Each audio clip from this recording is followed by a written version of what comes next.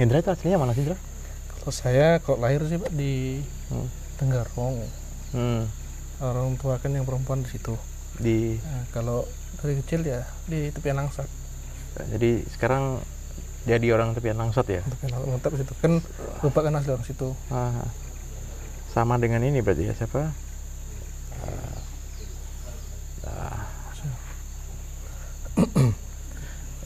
Yang dari Tepian, Pak Yan itu ya? Pak Yan, ya. Yan kan baru menetapkan kalau dia Merbatu kan? Merbatu. Kalau saya kan Tepian Langsatnya. Itu Tepian Langsatnya. Cuman Merbatu kan termasuk Tepian Langsat juga. Iya. Dari kecil kan situ sudah. Dari kecil di Tepian Langsat itu ya? Sampai sekarang ini. Mulai kapan, Indra, ikut kegiatan di Goa ini? Awal ikut tuh tahun 2014 kan. Itu awal itu kan 2014 ikut pertama kali ikut di Kars yang Gua Tewet kan. Pertama ikut diajakin sama Pak Tewet, waktu itu kan ada Pak Haji Hakim, dia diajakin ikut. Dia tahu katanya. 2014 tuh. 2014. Sebelumnya nggak tahu itu? Sebelumnya nggak tahu, cuma lihat fotonya gitu kan, orang-orang tua kan. Ada fotonya gitu. Jadi tahunnya itu dari foto aja. Dari foto aja. Masuk guanya juga nggak pernah ya? Nggak pernah, baru itu pertama kali. Waktu 2014 itu, di Gua Tewet itu ya. Nah, kalau menurutmu, Indra, yang nilai yang luar biasa dari gua ini apa? Nilai yang luar biasa ya, kalau menurutku sih sejarahnya Pak. Sejarahnya. Karena kalau dengar cerita-cerita orang tua kan, awal mula pemukiman desa Tepian Langsat itu dari itu yang muara sungai, juga ada muara sungai Maau sama muara sungai Jele kan. Di tengah-tengahnya itu awal pemukiman. Mungkin yang maksudnya pemukimannya sudah ada penduduknya lumayan ada gitu. Jadi di situ. Nah, terus kalau dari Kars sendiri yang paling penting kalau menurut Indra apa? Kalau menurut saya, kalau dari gua Kars ini, pemandangannya Pak, sama yang ada gambar-gambar itu kan.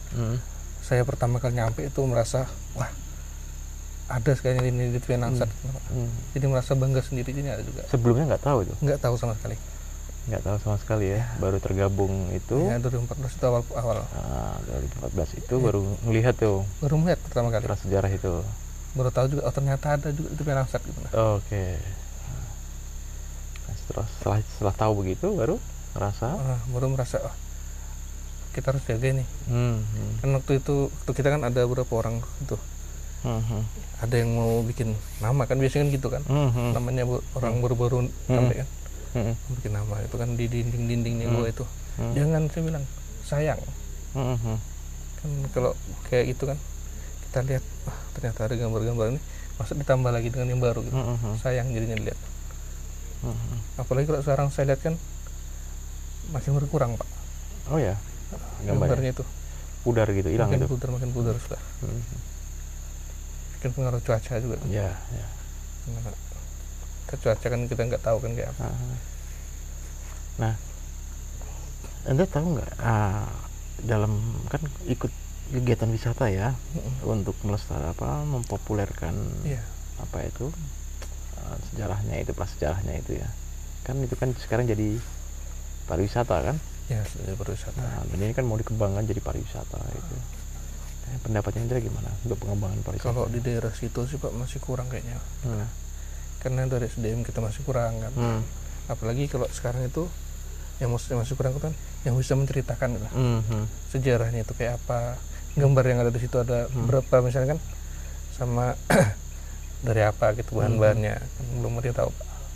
Belum ada yang tahu. Jadi kalau menurut saya sih kalau buat eksplor yang benar-benar mengundang orang-orang banyak gitu langsung kayaknya belum bisa, kecuali ada penelitian atau dari dinas sendiri gitu.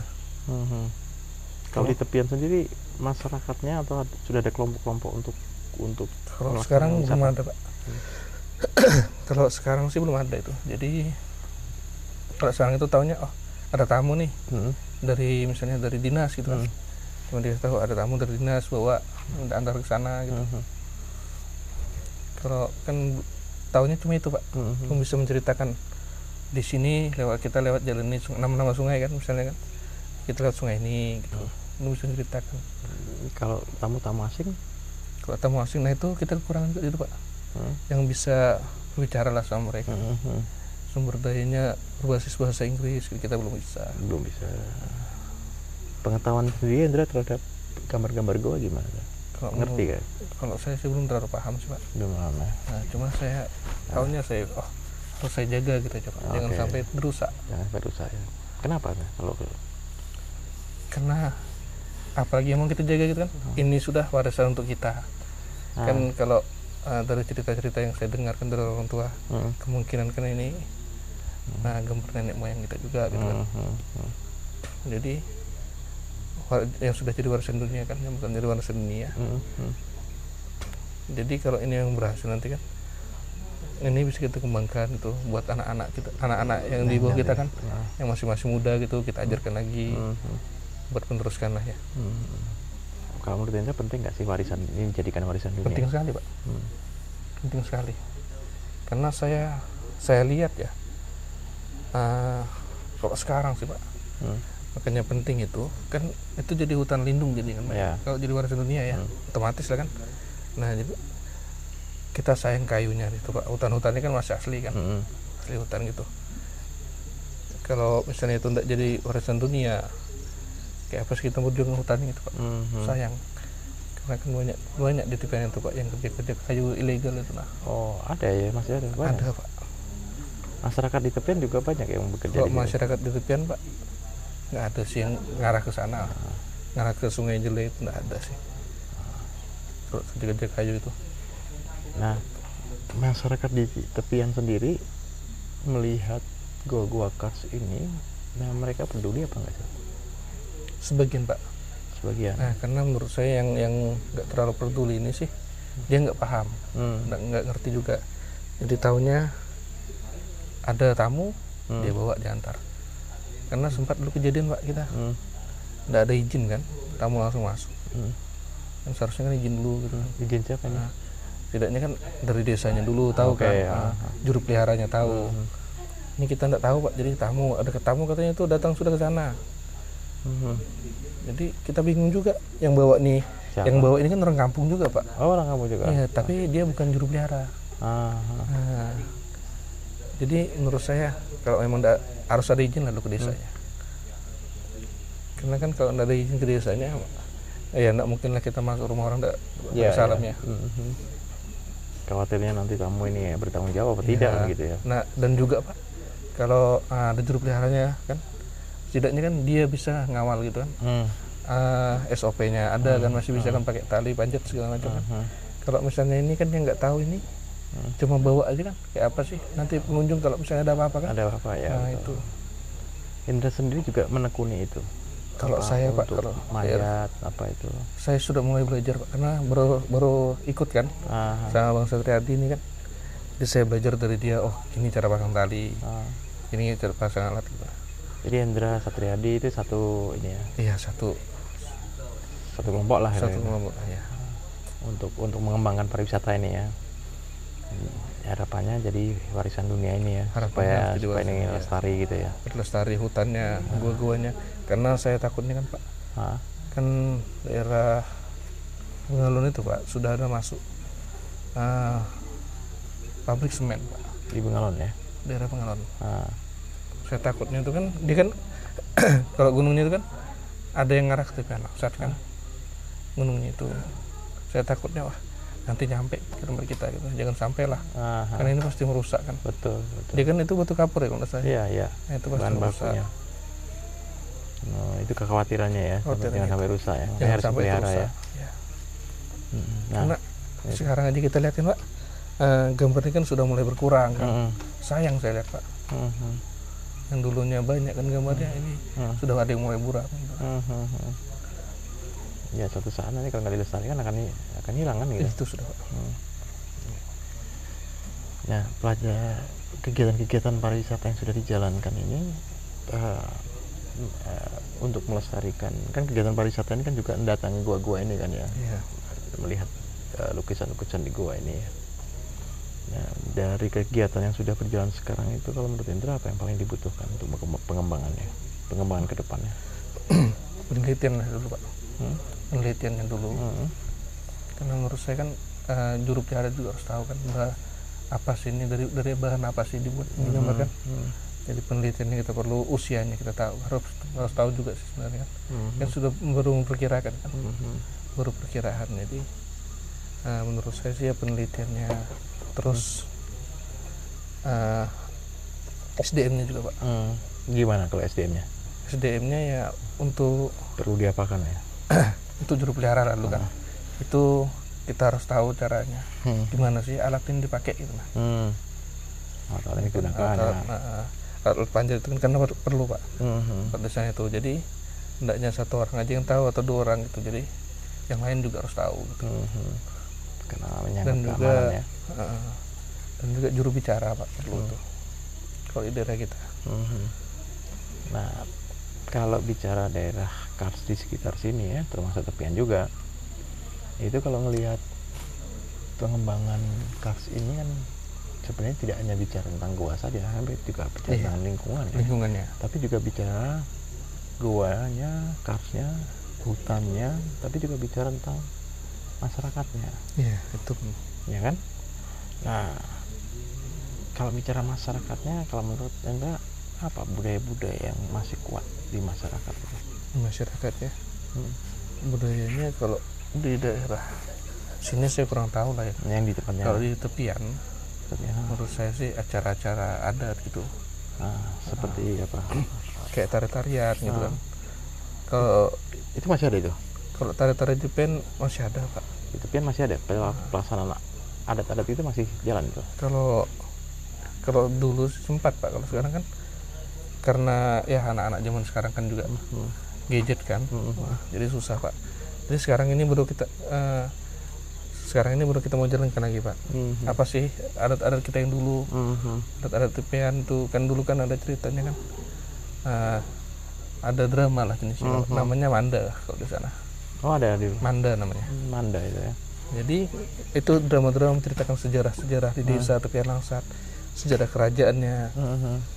Makanya saya dengar itu ini harus dikembangkan gitu. Karena ini perlu untuk anak-anak kita nanti kan. Betul. Dan segala alat-alat tradisionalnya.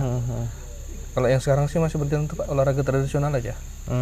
Kalau yang sekarang masih lanjut berjalan nih, dan sekarang kita ngembangkan lagi yang lain gitu, kayak tari Jepennya, yang tadi yang Bemanda tadi itu. Kalau wisata yang ada di tepian Langsat dan sekitarnya, di samping gua, budaya-budaya tadi juga disajikan. Kalau di samping gua sekarang belum Pak. Nah, belum. Karena belum siapkan juga ke situ kan. Untuk budaya belum disiapkan ya? Belum siap ke situ Pak. Tapi sebenarnya ada di masyarakat itu ya budaya-budaya. Di masyarakat ada yang masih gitu Pak. Masih ingat lah kan. Kegiatan-kegiatan dulu. Cuma belum dikembangkan lagi untuk kepentingan wisata ya. Masalahnya kita baru memulai lagi kan Pak. Jadi di tepian itu kalau tempat wisata Pak, saya hitung lumayan banyak sih. Lumayan banyak. Nah di sana ada macam-macam, termasuk air terjun juga Pak. Cuma kita kan mengembangkannya ini satu-satu dulu kan, bertahap jadinya. Dengan itu tadi yang budaya-budayanya yang asli kita di sana gitu. Makanan khas di sana harus ada orang, oh ternyata ini makan khas di tepian gitu. Nah, gimana Andra kalau menurut kamu untuk mempopulerkan Kars ini menjadi warisan dunia? Kars ini ya. Ini Kars kan luas banget nih, termasuk tepian, termasuk sampai di sini juga kan gitu. Gimana caranya untuk mempopulerkan biar jadi warisan dunia ini bisa jadi destinasi ya, bisa jadi tempat wisata yang besar ya. Kan lingkungan yang pertama Pak ya. Gimana tuh? Aksesnya dulu. Kan kalau aksesnya lebih mudah kan di jalan ini kita merasakan lebih enak penelitian, jadi wisata lebih enak kan. Terus sumber dayanya juga gitu. Sumber daya apa? Orang-orangnya kan, sumber daya orang-orangnya.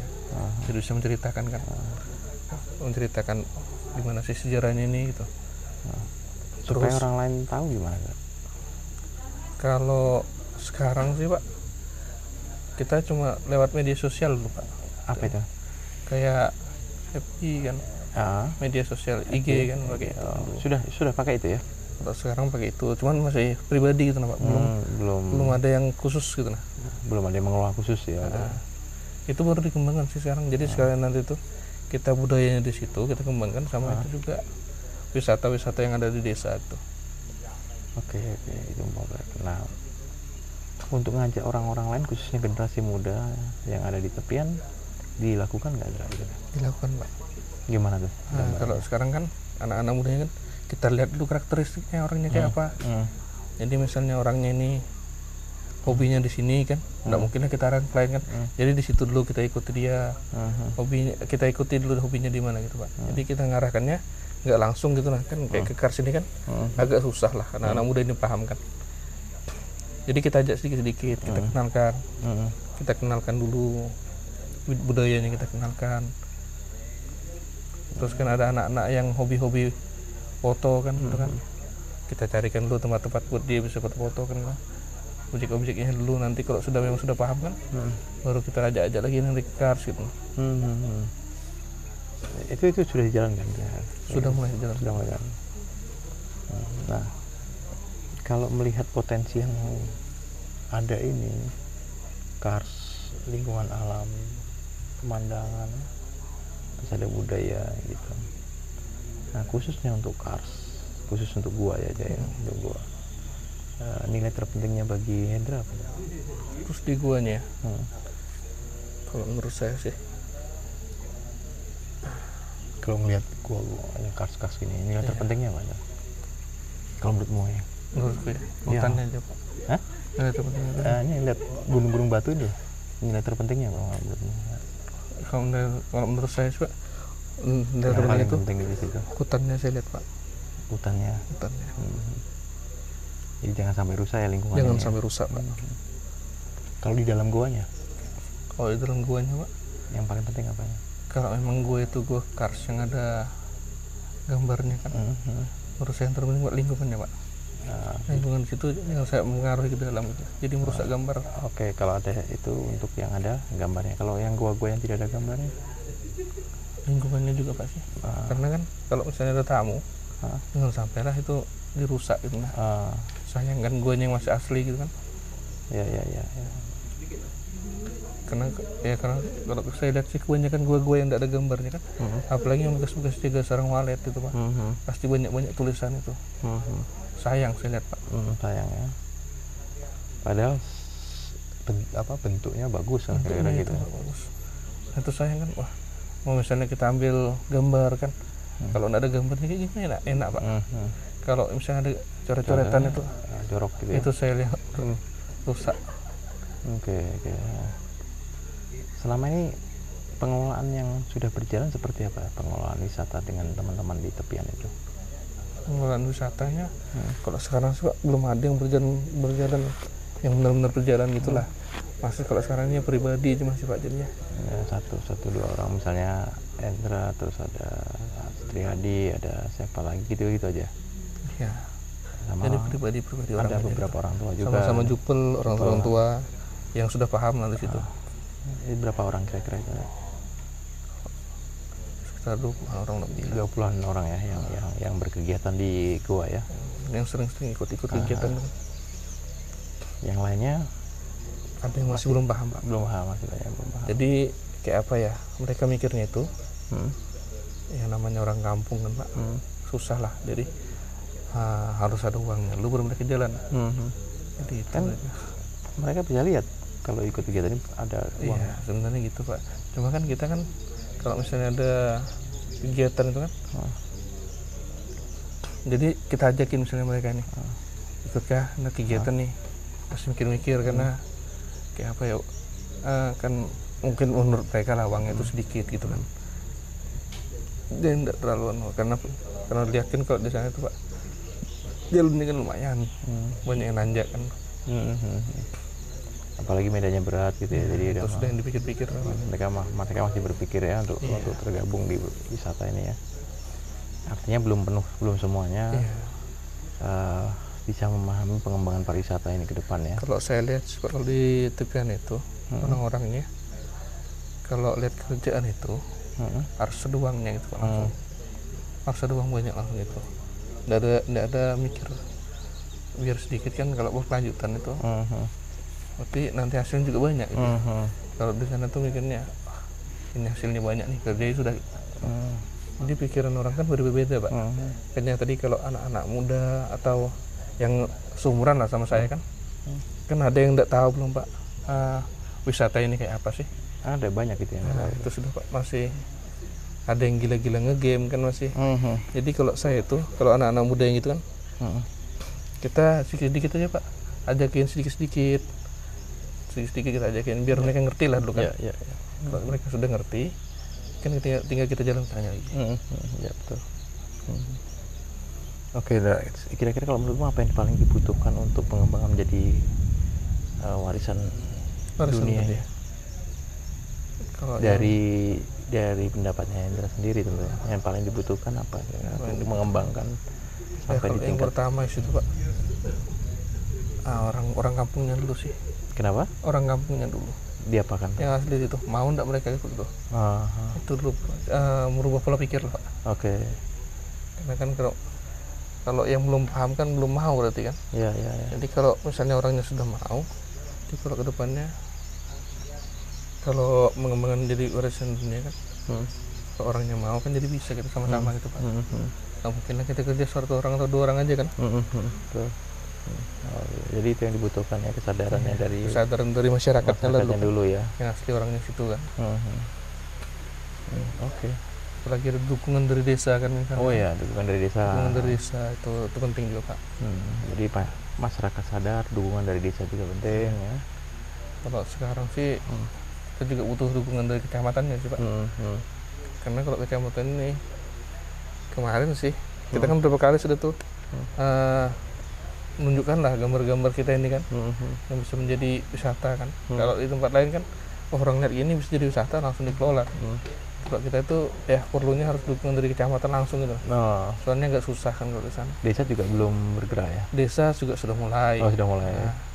Sudah mulai bergerak kan. Oke. Jadi kira-kira itu yang paling dibutuhkan untuk pengembangan kedepannya ya? Dari masyarakat dulu Pak. Dari masyarakat menurut saya itu dulu. Oke. Ya Hendra, terima kasih ya. Oke, sama-sama. Informasinya ya. Oke. Hujan lagi nih. Dari mana?